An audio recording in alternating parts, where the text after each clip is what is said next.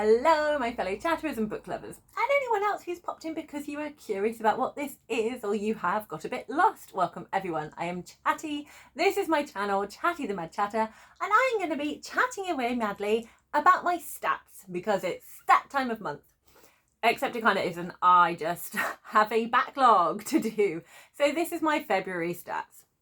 And on this channel, I do one long continuous take because it's a lot easier than editing. So we have full on waffle, although I'm going to try and keep it brief. So here's my little gimmick. Tiny teacups ready. Clink, clink, clink, clink, clink. So grab yourself a brew and I'm going to talk through some stats after I go through what my TBR was for February. So I have a lovely big Eeyore mug here with me, which has got very nice PG Tips tea in it. So I realised I sat down here and my notebook is up there, which is not helpful. There we go. Just when you think you've got everything organised, turns out you're wrong. February stats. Okay. So if you would like to see my TBR for February, I will put the link here so you can see what the TBR game book ladders and bookworms helped me select for this month. Thank you everyone who has watched my February TBR because it currently is my highest viewed video, which is amazing. And I am 2 views off 1,000 views for a video, which is really exciting. So if you fancy just popping along to just turn it into 1,000 and haven't seen it yet, that would be awesome. I'd really appreciate it. Anyway, there I play the book game and I'm going to go through what things I added to my TBR from the book game. And then I will go through all of the stats. So these are my planned reads that I have here. I have 2 books that I had for my Can I Read romance project. So that was my historical romance, The Davenports, and my fantasy romance, A Taste of Gold and Iron. So they are nestled in there. We then had 2 buddy reads. So I have the Reading the Globe YA by Katja from Pages with Katja, and her co-host is Jack from Spread Bookjoy, and the January-February book was The Forgotten Book by George Glacier, and it was translated by, I should have prepared more, it does say somewhere, the translation, Romney Firstland. There we go. And then I had the 5th book in the Pages & Co series by Anna James, which I was buddy reading with Stacy and Kelly, and that is The Treehouse Library. I then realised, if you saw my February wrap-up, which I will link here if you want all of my thoughts on the books, because this is just where I talk about the stats, apart from one, because I missed it, I also had in my planned reads, I was starting my reread of The Realm of the Elderlings, the first book being Assassin's Apprentice by Robin Hobb. And because I hadn't got it in my little, I'm going to be filming these books video, because I had it with my other books on my shelf, I forgot it. So I didn't talk about it in my wrap-up. So I'm going to talk about it now. So we're going to have a little interlude where I talk about Assassin's Apprentice. Actually, no, it makes more sense if I finish off telling you my plans for the TBR, and then what I actually read, and then I'll do my little interlude for Assassin's Apprentice, but I will talk about it. Okay, now we move on to the book game. So, just hoiking them up onto my lap so it's easier. So the first, propping that up there, that's better. Okay, so the first roll gave me Dice Decide, where I picked up 6 books, rolled a dice and selected one, and that one was the Midsummer Night's Dream Team by Kev F. Sutherland, which is a retelling of A Midsummer Night's Dream, but with a heist mystery element to it, and it is a graphic novel, all done in black and white pictures, illustrated by Kev F. Sutherland as well. So that was the first roll.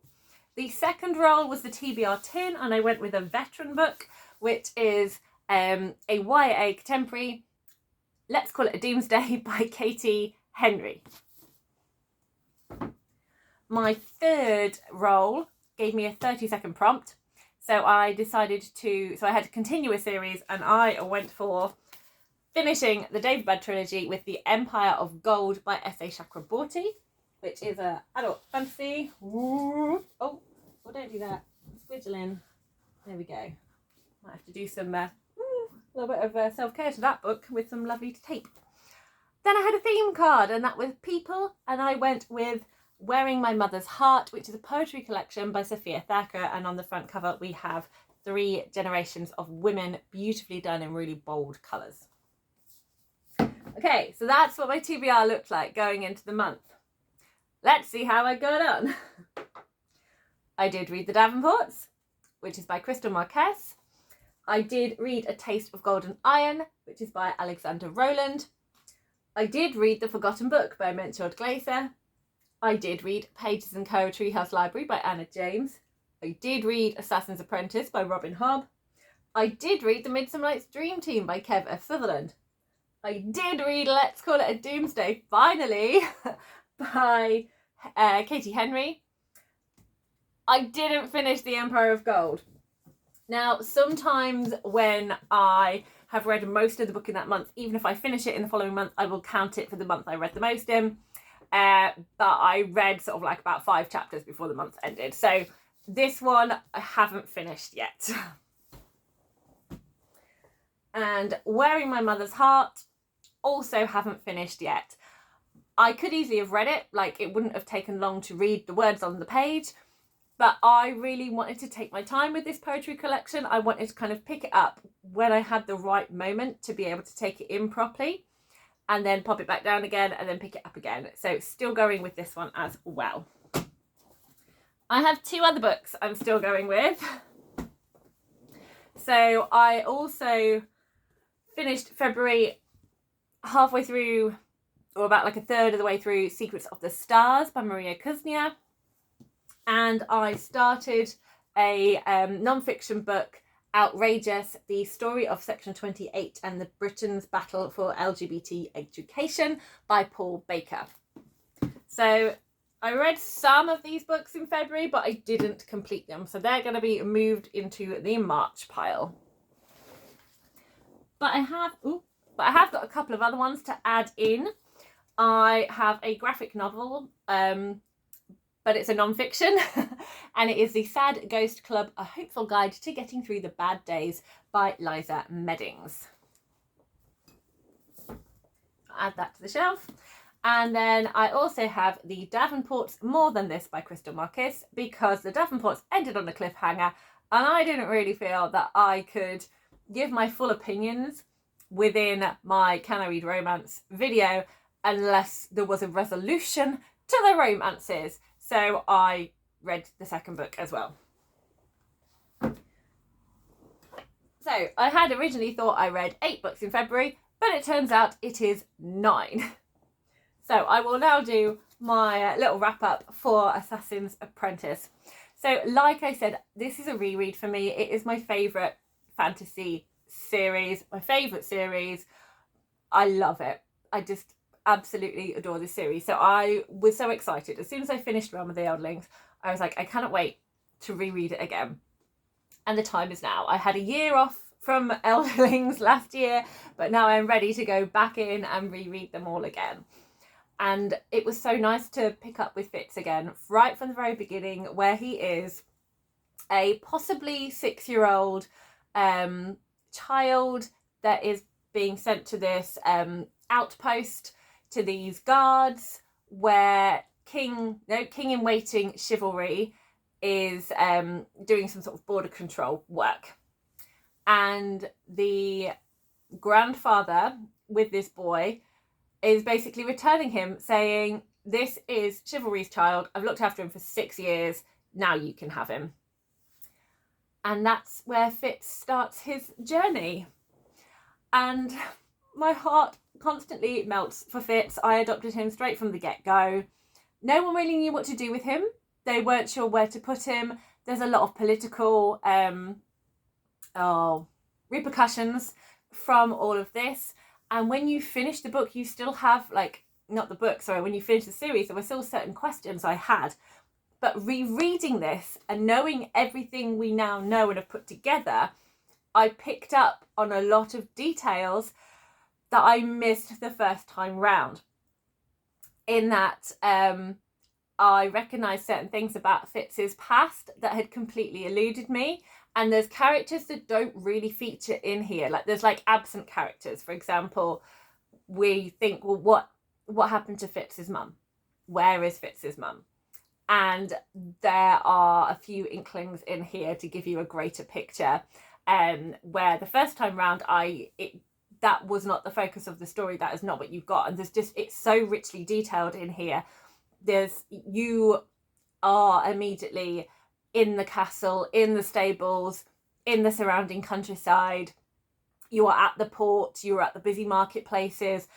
She just creates these spaces and you live and breathe her world. It is a slow burn book, and I love that. I love all of the detail of the world building. I love going along with the characters and kind of feeling them at every point of their journey, and kind of you sweat with them, you cry with them, you are so joyous when joyful things happen to them because you have that emotional investment in it, and you know how hard they work and what their down days are like. All of those things, it's just so full within this world.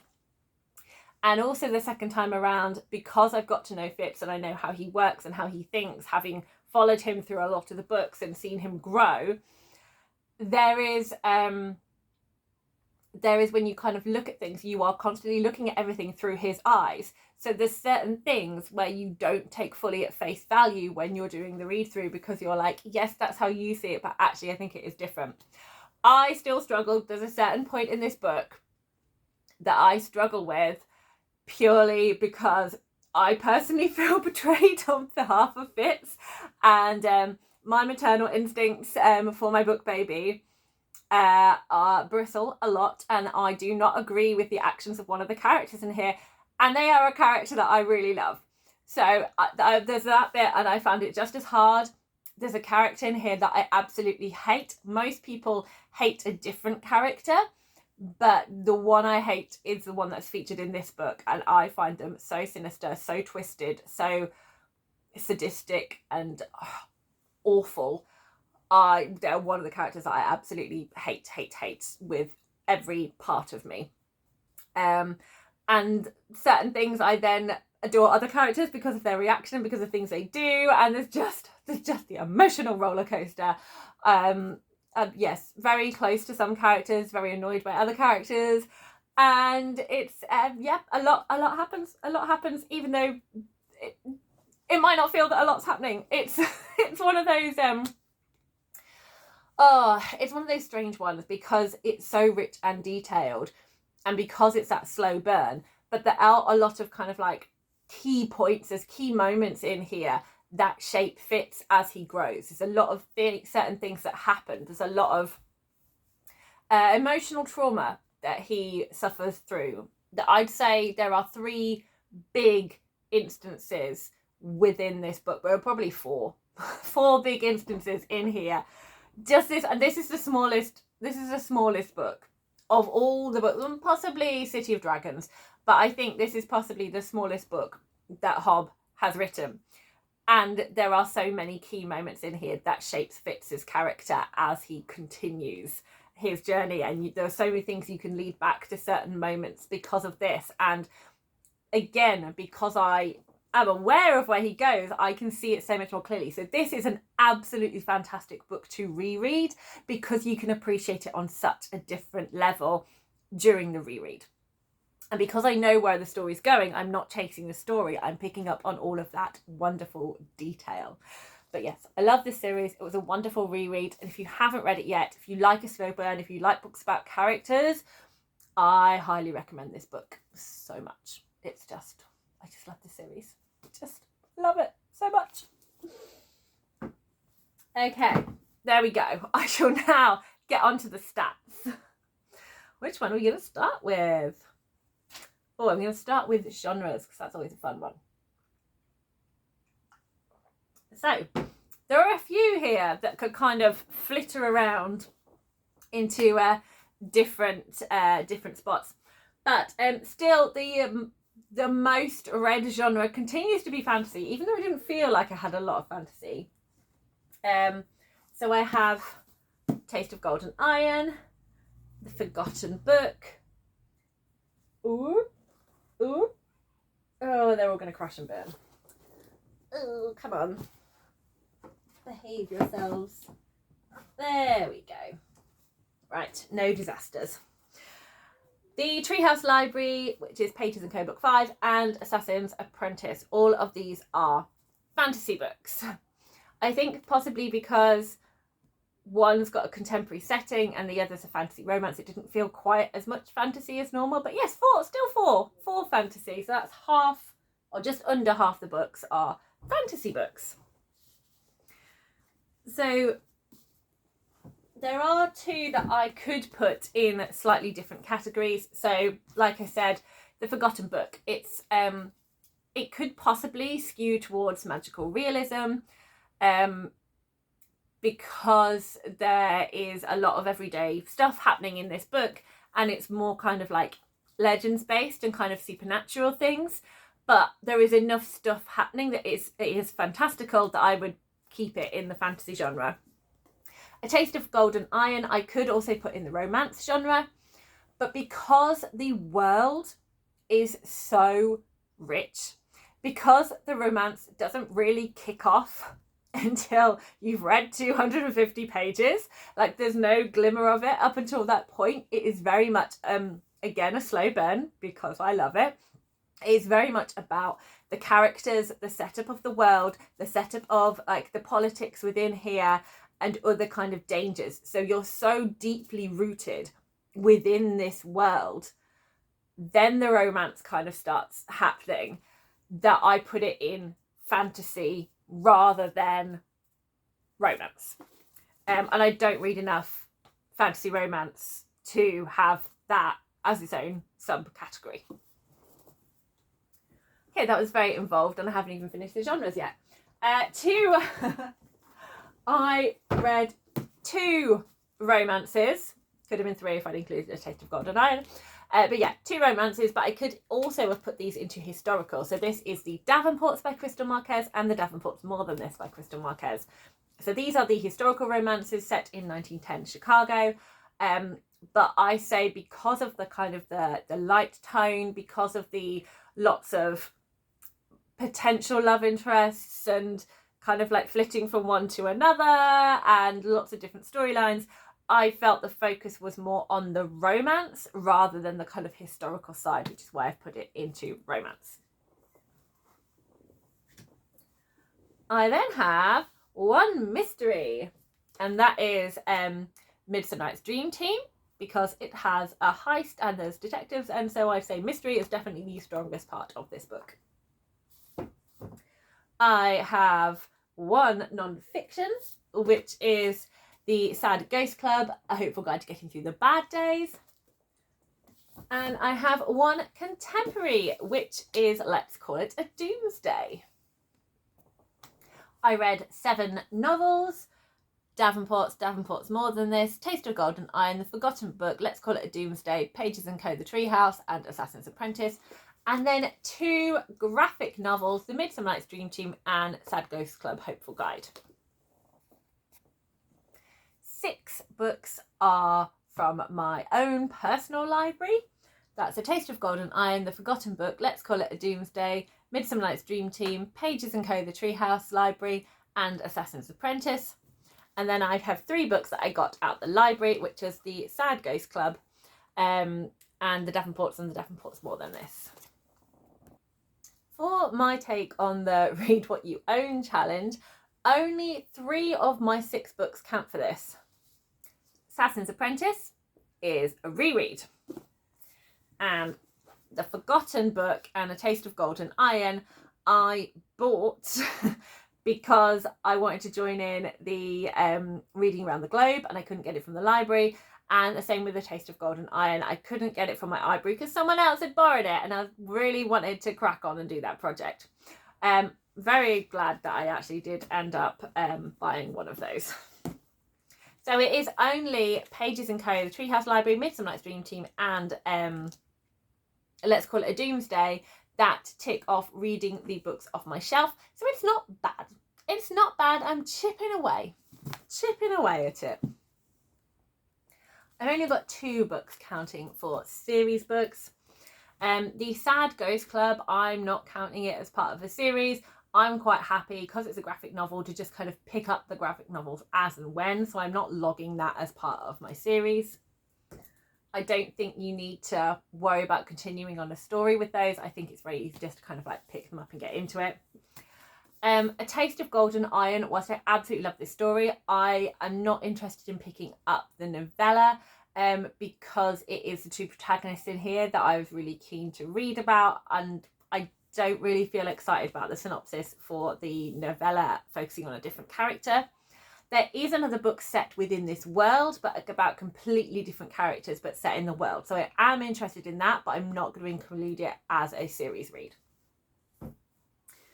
The Davenports, although I read book 1 and book 2 in this duology, again, I'm not really counting it as a series. I read them both in the same month, and it was purely because of the can I read romance side to it all that I was doing it, rather than specifically going out of my way to follow a series. And I finished it anyway, so it would just be, I started this and I read this, and it would just cancel out because I do points. I will link my series about series video here if you want more information about that. But I give myself points for finishing and starting, and it would just cancel out because I'd get minus points for starting and then plus points for finishing, and it just doesn't need to be logged. The reason I log my series is to kind of keep myself accountable and kind of keep myself ticking away through them, so that I can keep everything a bit tighter, because I enjoy things a lot more when they're closer together. So the 2 books that actually do count for this series are, I have progressed with the Pages & Co series by Anna James. This is book 5. There is 1 more to go, which is very exciting. And I thought, why not throw in a whole other new series that I've already read that's 16 books long? Why not do that just for fun? I started Assassin's Apprentice, which is the first book in the realm of the Elderlings, and that series is broken down into several ones, and it's also so this is also called book 1 of the Farseer trilogy, which is the first 3 books in the realm of the Elderlings. Diddly-dee. So 8 of these books were new reads to me. I had never read them before, and I have 1 reread, which is The Assassin's Apprentice. Age ranges, a bit different this month. I read 3 adult books: Taste of Golden Iron, Midsummer Night's Dream Team, and Assassin's Apprentice. YA had a strong showing this month. 5 YA books. I don't think I've ever read that many YA books. So that's The Forgotten Book, Let's Call It Doomsday, Sad Ghost Club Hopeful Guide, The Davenports, and The Davenports More Than This. Which means there was only 1 middle grade I read this month. That's 1 out of 9. I try and read a third of my books each month, middle grade. Nope, didn't happen this month. Massively failed on that one, but that's fine. So I'm now looking at my other goal I have, which is to have half of the books I read be by global majority authors. This month, I only have 2. I have The Davenports and The Davenports More Than This. So that's 2 out of 9. Nowhere even close to half. So again, not doing great with that one. And that means I have 7 books which are by white Eurocentric authors: Taste of Golden Iron, Midsummer Night's Dream Team, Assassin's Apprentice, The Forgotten Book, Let's Call It a Doomsday, Sad Ghost Club Hopeful Guide, and Pages & Co the Treehouse Library. I organise my books into sizes, comparing them to animals. So an ant-sized book is anything that is below 150 pages. A mouse-sized book is anything from 151 to 300 pages. Now, I have written down that I have read 1 ant-sized book and 1 mouse-sized book. Generally, regardless of how many numbers of pages in books, I put graphic novels as a mouse-sized book because of their high picture content, and it's just a lot quicker for me to read. However, according to the page numbers, the Midsummer Night's Dream Team, because it also includes the Shakespeare play at the back of the book, I counted up to the end of the graphic novel, and that ended on 120, which would be an ant size. And the Sad Ghost Club is just under 200 pages, but over 150. So that would be a mouse, not an ant. However, if we have a little look here, we have 5 lines and 2 really big pictures.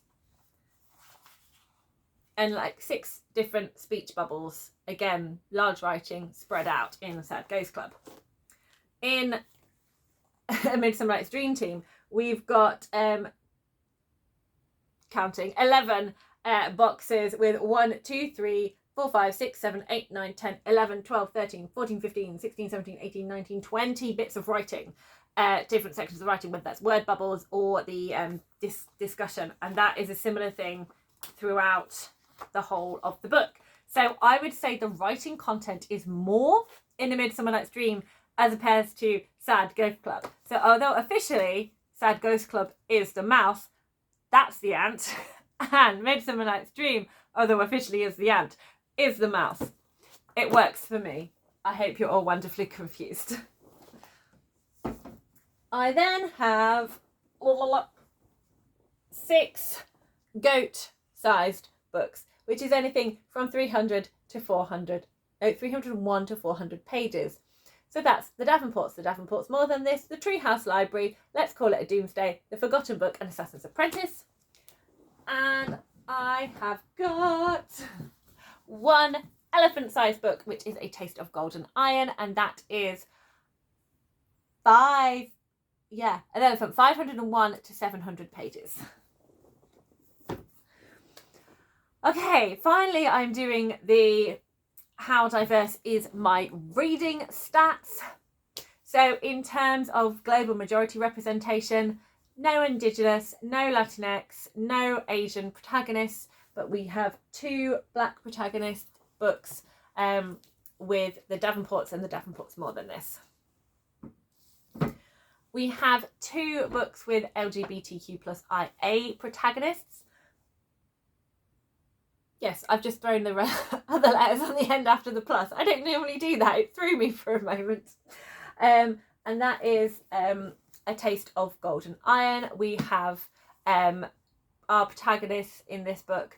There is a lot of queer protagonists in here, but our main protagonists are two males in a relationship with each other. So 2 gay men, one, and then there's some surrounding characters. There's non-binary and there is bi characters in here.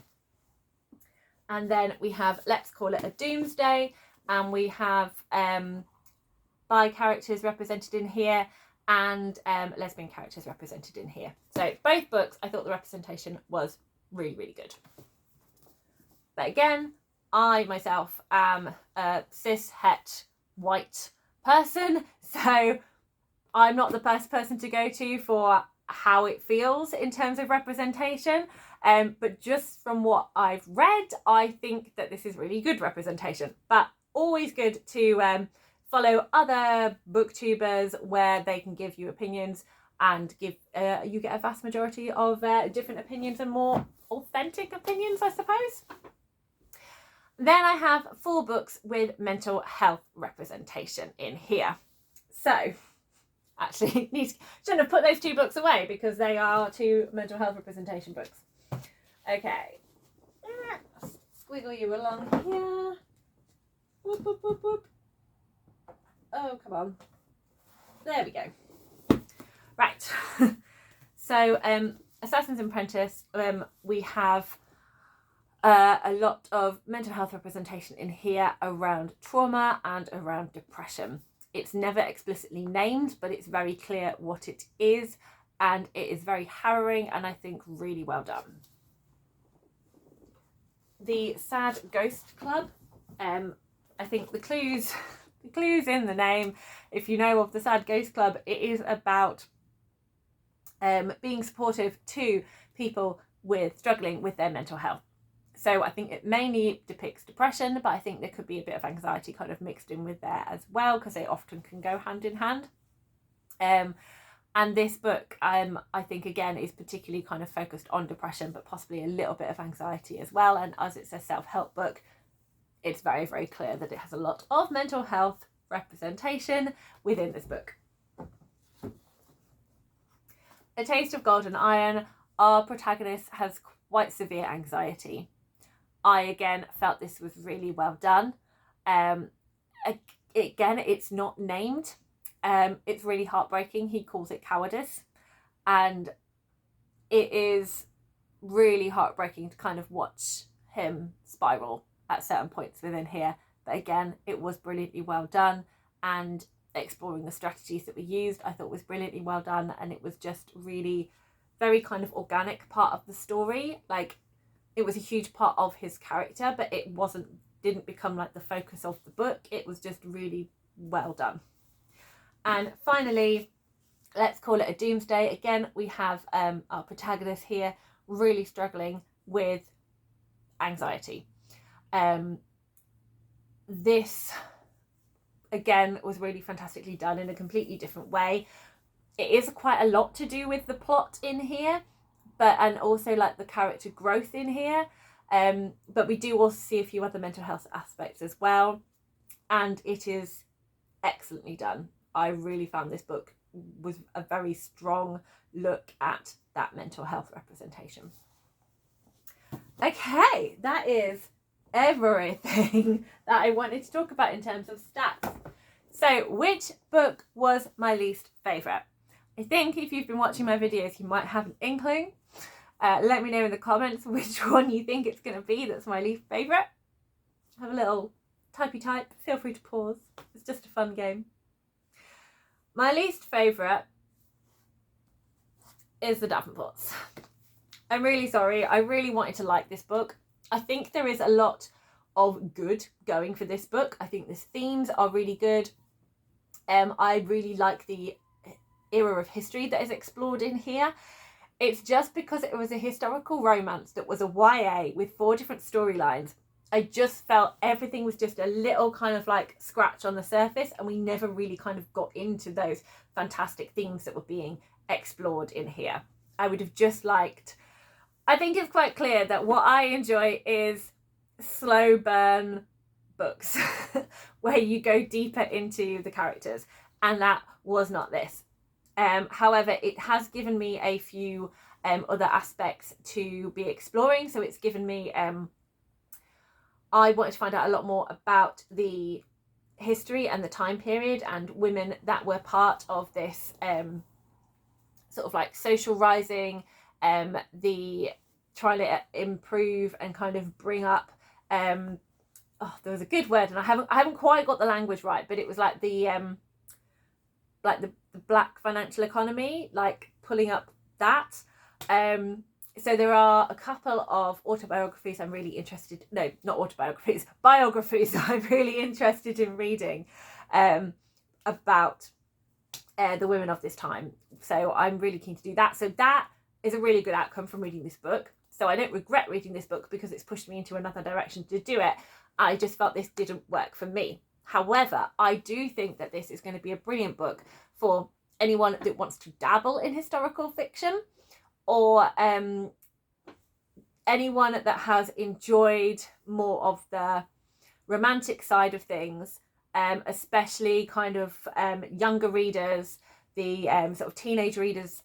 I think this book is perfect for them because it does explore things like friendship, your own dreams and goals.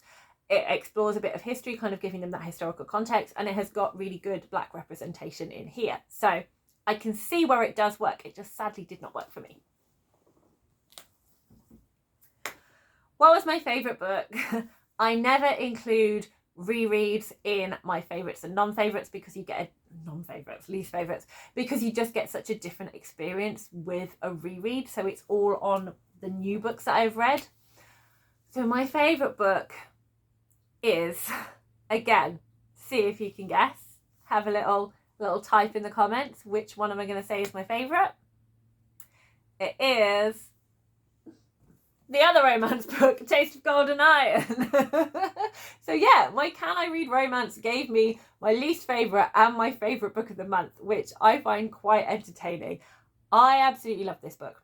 Again, I love a slow burn, so it absolutely had that in its favour. It was about characters. It had a wonderful fantasy setting, and I love fantasy. I love world building. It made me very happy. I love the political let's let's try that again. I loved the political side of it all. I loved the plot that kind of went through it, but most of all, I absolutely loved our protagonist who we were following. He felt so real. My heart went out to him. Watching him struggle, I was rooting for him so hard to succeed. And the emotional payoff when certain things happen.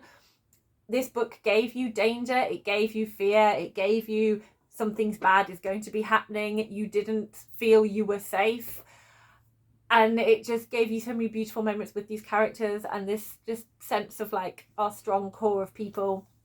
And the connections they have between each other and the relationships, and it was all amazing. And the actual romance itself, I really just needed them to get together. I just needed that to happen, and I loved reading this book. That is why it's my favourite. So there we go. That is all of the stats for February, and then I get to move all of these off this windowsill and put my March books there. And hopefully I'm going to crack on and do this all a lot quicker with my March books, but we will find out. Have you got any thoughts on these books? What do you like to do stats, or is that something that stresses you out? As I've already said, I failed at my goals, but it's fine. Like I failed at the goals that I set myself in terms of global majority and middle grade. And it's not been amazing in terms of reading books off my shelf, but I've really enjoyed the books I've read. I've enjoyed the range of books I've read, and I feel really satisfied that I joined in with the read along. I was able to do my Can I Read Romance project. I've started doing my reread of The Realm of the Elderlings. I'm making progress with other areas. So it felt like a really good reading month for me, even though I didn't hit the goals. But how do you feel about that? Do you just like to pick up books and read them? Do you like to be planning and track things? Is that working for you? Do you need to switch it up a bit? I would love to know. You know I love a chat, so get chatty in the comments. Thank you so much for watching. Happy reading, everyone.